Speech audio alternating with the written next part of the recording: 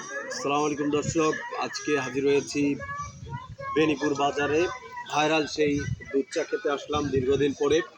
2019 সালে আমি একবার এসেছিলাম এখানে। চাটা তখনও সুন্দর ছিল, আজকে আবার সেই স্বাদ মনে করে আবার চলে আসলাম। আর কিছুক্ষণের মধ্যেই আমরা চা খাবো। ওই পাশে দোকানে চা তৈরি হচ্ছে, ওটা আপনাদের আমি একটু পরে দেখাবো। যাই হোক, আজকে দেখি চাটা কেমন হয়, আপনাদের আপডেট দেবো একটু পরেই। চাটা আসুক, বাকি ভিডিও দেখবেন।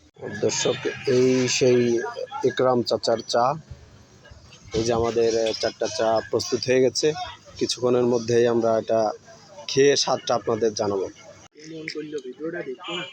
আসলেই ইকরাম চাচার চাটা অস্থির হয়েছে, হালকা একটু মিষ্টির পরিমাণ বেশি হয়েছে, তাছাড়া বাকি ঠিক আছে।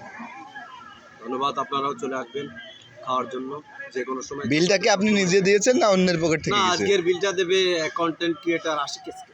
ঠিক আছে, থ্যাংক ইউ আপনাকে।